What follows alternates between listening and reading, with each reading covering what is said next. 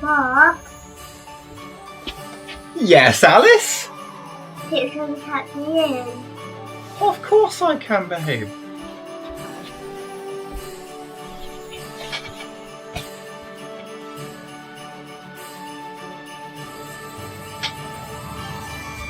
Night. Love you.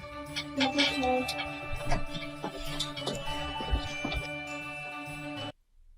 Please can we go to Wonderland?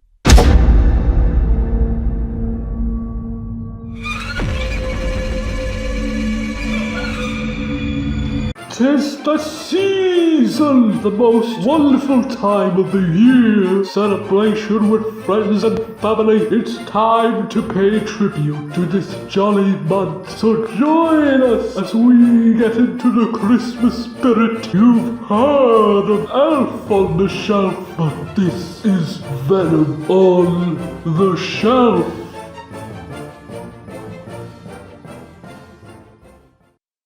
Back to this crap.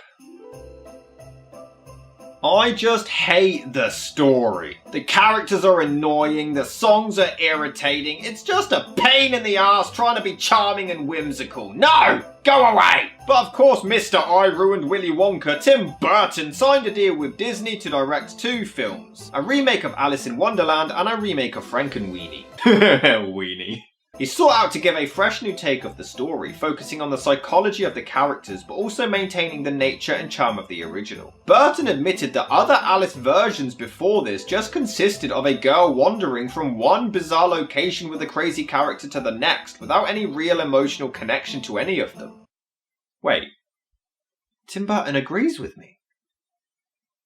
Could this be the one? Where someone understands and they actually get it right? No, I am not falling for this. Nope.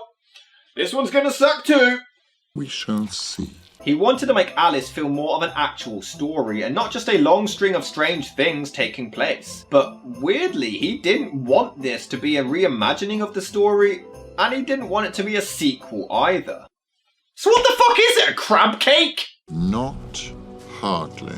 This was the first time Tim Burton had ever shot a movie on green screen, and boy, he really made use of that bad boy, but we'll get onto that with time. The movie managed to gross $1 billion against a budget of $200 million, making it Depp's second highest grossing film in history, because Lord knows Tim Burton clearly doesn't have the phone number of any other casting agent, though Jim Carrey, The Rock, and David Walliams were all considered for the part. But it was so successful, it was this movie that kickstarted Disney's obsession with producing live-action remakes of almost every animated movie they've ever made. In fact, when this film came out, it was the 5th highest grossing movie ever made.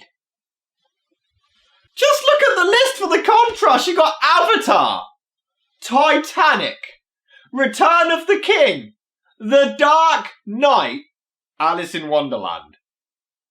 Why? Reviews were shockingly positive at the time. Most loved the new fresher take on the story, though there were others who complained about it being too different or just far too dark for children or how incoherent the story was. This from fans of this crap, right? Very uplifted to me. Oh, yeah. Just checking. Well, Burton wanted to make Alice in Wonderland and do it right, so I'm sure he won't disappoint. This is Alice in Wonderland 2010. The nightmare again. Tim Burton was coming to get me. So the movie opens with a young Alice having a recurring nightmare about Wonderland and tells her dad about it. Blue caterpillar. Do you think I've gone round the bend? What kid acts this way about a dream? My daughter just wakes up and says, "Oh, I had a dream about a dragon and a unicorn." But what's even worse is her dad even freaks out and calls her crazy. You're mad. Bonkers. Off your head. It's a kid's imagination! Oh well, we skip to 13 years later where Alice now has the emotion of a sponge, but she's still experiencing the exact same dreams. And her dad has mysteriously died. I don't know, they never explain it. There. You're beautiful. Now, can you manage to smile? Oh my god, she actually smiles! Phew, I bet she must be pretty tired right about now. You may think I'm being particularly harsh towards this actress. Don't worry, you'll see just how bad she gets. Amazingly, she actually lobbied hard to get this part and beat hundreds of other actresses, one of which was Lindsay Lohan. Hopefully her audition was better. Of course not. So we cut to this big party where she's forced to dance with this snobby douchebag. Do I amuse you? I had a sudden vision of all the ladies in trousers and the men wearing dresses. Now is not the time for such humorous antics. But look, she meets some twins to foreshadow Tweedledee and Tweedledum. Isn't that clever? No. You don't want to be a burden on the mother, do you? No. So, you'll marry Hamish. Stop doing this! There is a line from single to marriage. Maybe just go on a date or two and see where it goes. The gardeners have planted white roses when I specifically asked for red. You could always paint the roses red. Could this foreshadowing be any more forced? Well, yes, you'll see. Lowell? Alice, we were just, Hattie's an old friend. I can see you're very close. As you can tell, I am very hurt. So it turns out this is her engagement party and the posh snob proposes to her. But no time for that, gotta go follow the White Rabbit voiced by Michael Sheen. Oh well, it does look pretty cool as she falls down it.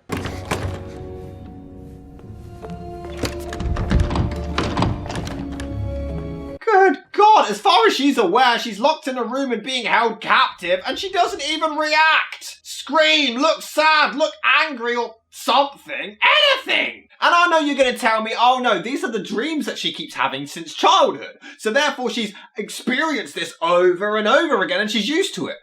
But I'll counter that by saying, if she's had this dream constantly over the years, why doesn't she know what to do to get out of the room? She still pisses about and takes forever. So ha!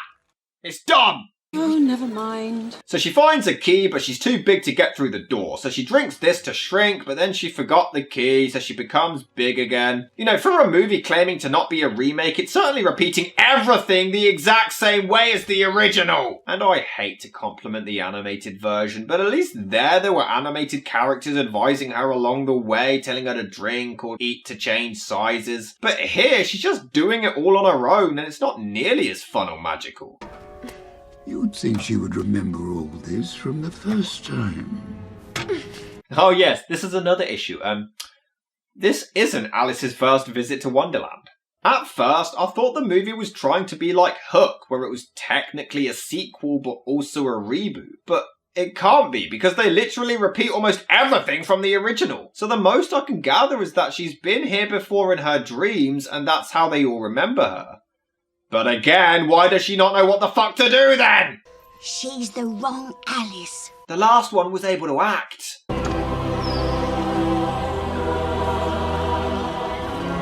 Man, this actress must have been bored out of her mind during shooting. Imagine being told you're in a film with Johnny fucking Depp, and then you just spend all your time in front of a green screen. Amazingly, Depp said he found it exhausting and one of the most challenging things he's ever done, but they must have been so bored. The green screen is the lead actor in this movie. My condolences. So Alice bumps into the White Rabbit again, as well as Tweedledee and Tweedledum, oddly played by Matt Lucas. Quite possibly one of the strangest castings I've ever seen. Okay. And she still doesn't react! And again, don't say she's used to it in her dreams because she acts like she's never met them before. But yeah, she just casually walks off with them like it's nothing. Do you react to anything, you bitch? I don't know. But then she meets the caterpillar, brilliantly voiced by Professor Snape himself, Alan Rickman. Anyway, she's informed of a prophecy that she is there to kill some evil monster known as the Jabberwocky. Well, firstly, that sounds like something out of Star Wars, but secondly, this is based on the Lewis Carroll poem, but, the poem's called Jabberwocky, but the monster that she has to kill, you know, the one that this whole movie constantly calls Jabberwocky, it's called Jabberwock. Tim Burton always follows the source material accurately.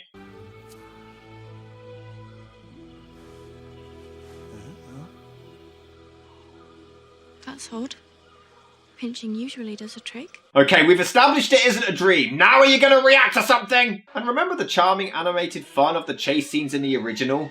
Me either, but let's just pretend they're as charming and magical as everybody says. Now look at this. Jesus Christ, Tim Burton destroying childhoods everywhere. Alice gets cornered by this beast before the mouse, weirdly voiced by Barbara Windsor, who Burton hired specifically for her work on the British soap opera EastEnders.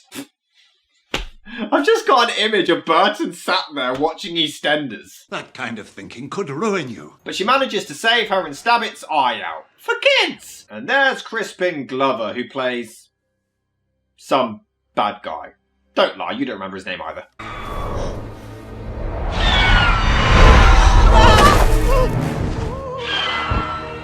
Jesus Christ, an eagle has snatched two of her mates and she still doesn't react! Oh no, that's a shame. Anyway, what's for dinner? And of course, the Red Queen is played by Helena Bonham Carter. I've actually found her painfully irritating no matter what role she's in, so I guess this is definitely the part for her.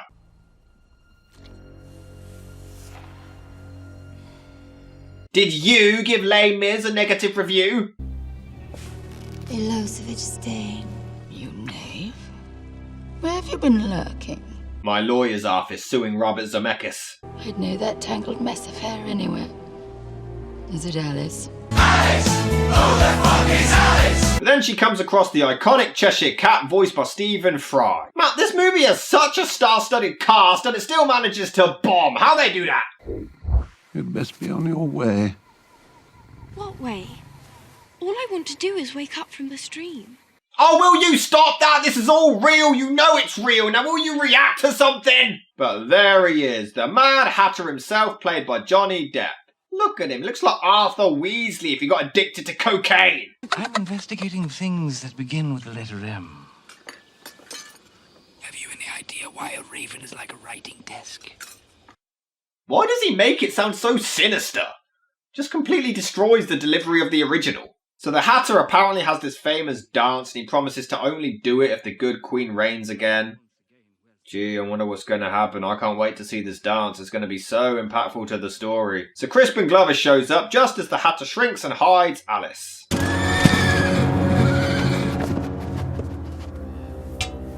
Let me out! You literally just let him hide you, and you know that he's trying to protect you, and you're shouting out trying to ruin the whole plan, you idiot! Old Mumsy with the Burgroves in the moment I say grave. Sorry, what was that? Emote! Fucking emote! I'm sorry. This is one of the worst lead acting performances I have ever seen. She is awful. Tim Burton should be ashamed of himself for casting her in this. But again, she's acting alongside a lot of chroma key effects for the whole film, so I don't really blame her for not giving a shit. So we get a flashback to the White Queen. That's racist. Played by Anne Hathaway when the Jabberwock attacks.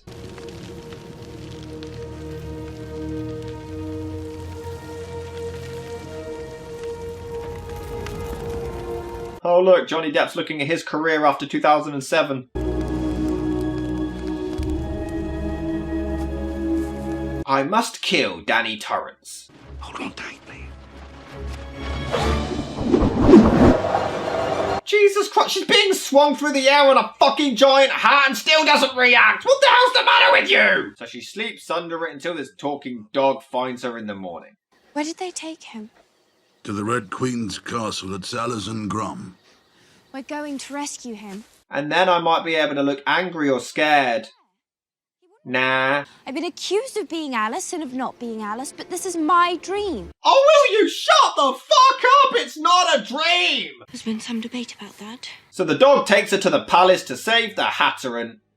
Alright, her crossing a stream on some disembodied faces is a pretty sweet image. This movie has balls. But the dog must be on steroids or something as he launches the hat into the fucking stratosphere. Look at the height on this! And it somehow doesn't alert anyone because, of course, the White Rabbit shows up and causes Alice to become a giant until the Queen makes her acquaintance. What happened to your clothes?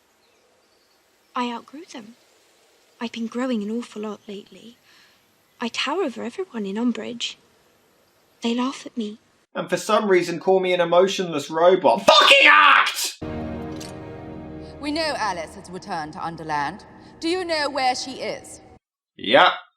In this movie, it's called Wonderland.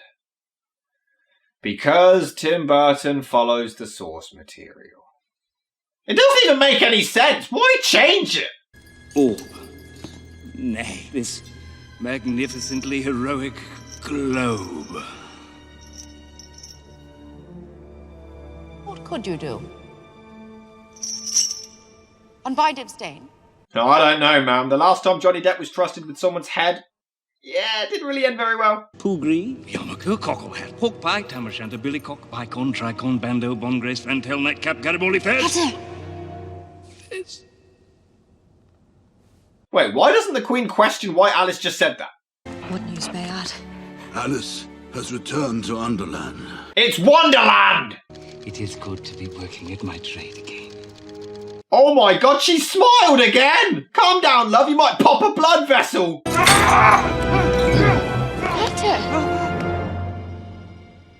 Have you any idea why a raven is like a writing desk? I'm frightened, Alice. What? Stop just saying the line randomly in mid-conversation! It doesn't make it clever or witty, it makes it lazy and forced. What's the square root of pi? You're entirely bonkers. But I'll tell you a secret. All the best people are. Alright, that was a pretty good line. Even though this is set in like the 1800s and they would use the word bonkers. Did Dizzy Rascal write this script? I'm not going in there. I'm like scared and stuff. So Alice returns the eye to the beast from earlier. And then... yes, this is what the original was missing. The Mad Hatter making loads of different hats for the Queen's massive head. Do something! So they discover who Alice is. How did everyone else recognise her but they couldn't? I cannot fathom it. But the Hatter manages to fight them off while she escapes to find the White Queen. That's racist. She is almost about to be captured until that monster saves her. Well, that was convenient. And she manages to deliver the sword to Catwoman, who then shrinks her. Feel better? Much, thank you. You can tell I'm okay because I'm a fucking enthusiasm. But it's okay, the caterpillar is back. I said you were not hardly Alice, but you're much more her now. In fact, you're almost Alice. Even so, I couldn't slay the Jabberwocky if my life depended on it. Good God, act a goddamn motherfucking illusion! It's not that hard! You seem so real.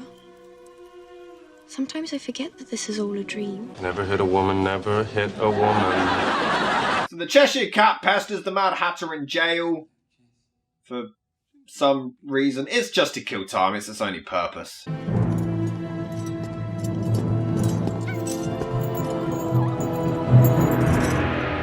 Oh yeah, I am totally convinced that the Mad Hatter is going to die. There's even scenes of him in this movie's own trailer that we haven't seen yet. There's no suspense, it doesn't work.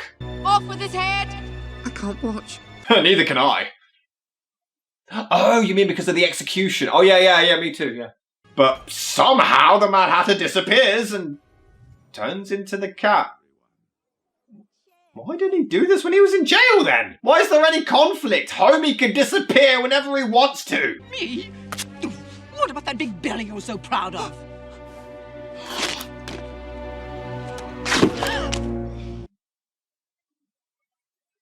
A fake tit joke. In Alice in Wonderland. Why? The abused and enslaved in the Red Queen's court. What accent are you going for, mate? Pick one! Oh, careful, hon. Don't strain yourself too much. Poor girl needs a rest after all that acting. But Tweedledee and Tweedledum managed to bring the Hatter safely to Alice and the Queen. Have you any idea why a raven is like a writing desk? Will you stop saying it? You've killed it! You're just a figment of my imagination. I would dream up someone who's half mad. Yes, but you would have to be half mad to dream me up. I must be then. Wow, Alice is definitely going to need to lie down after this scene. I mean, she laughed and smiled. She has most certainly earned her paycheck that day. Such an inspired hard worker, this one. So Alice is again reminded that the prophecy says she is the only one who can kill the Jabberwock, but they decide it's entirely her decision and she's able to say no. I mean, I get it, it's a metaphor and an analogy, because back in the real world everything was being decided for her, but I mean, this isn't exactly the same thing. If she doesn't kill this monster, hundreds will die. Of course she has to kill it. This analogy doesn't work. I've come to the end of this life. You're going to die. Transform. Don't go. I'll act better, I promise. You were just as dim-witted the first time you were here. You called it Wonderland, as I recall. Well, I was crazy and actually read the book. Then we get a Saw-like flashback to recover the events of the movie to tie it all together to show that it's not a dream. Which is already obvious. And she still doesn't even react to the fact that she's talking to a caterpillar! Yay, I'm strong and badass, I guess. So the two queens show up. Man, Carter is so boring in this role. In the animated one, the queen was so over the top and, well, animated, even in her voice. She was a ridiculously entertaining villain. But here, Carter just occasionally says, "Off with her head!" But it's so bland and boring. Oh well, the time is now.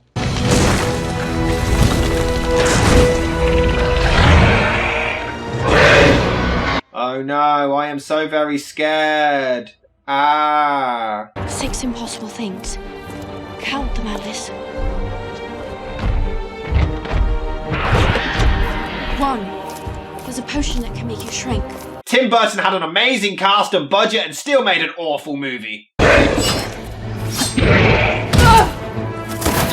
Well, this is all real, so she should be dead right now. God, look at all this action, and I couldn't care less. I don't care about a single character. Not one. They try to give the Mad Hatter more depth in this version, but I still don't give a shit. It's just a bit weird. But despite the movie being about 99% green screen, it does have some nice cinematography at points. Okay, the shot with Depp is really bad green screen, but the Jabberwock fight looks insane. Off with your head!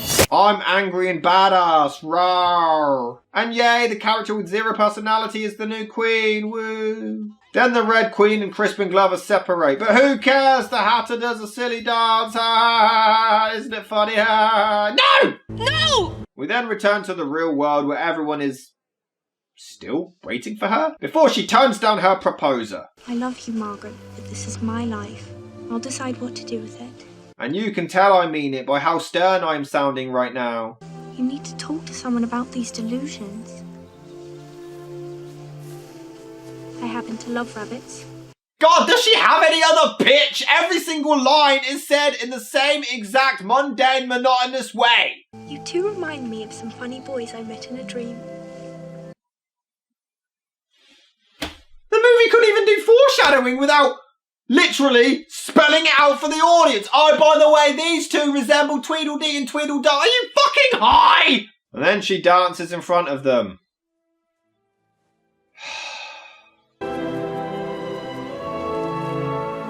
Finally, I'm a beautiful butterfly! And that was Alice in Wonderland 2010. It is bad. So bad. This is worse than the Wonka remake. One of the worst lead acting performances in history. And the fact that she beat out so many people is astounding. The lead character is plain and boring, and so is everyone else. For a movie that was determined to create more in-depth characters and story, it just fails. It's dark at points and has some cool visuals, but from a writing point of view, it's dreadful. And it's so painstakingly boring. I'm not quite sure how you make a trip through an acid-induced fun world boring, but they sure as hell manage it. Out of the 3 Alice films I've reviewed so far, this is definitely the worst one.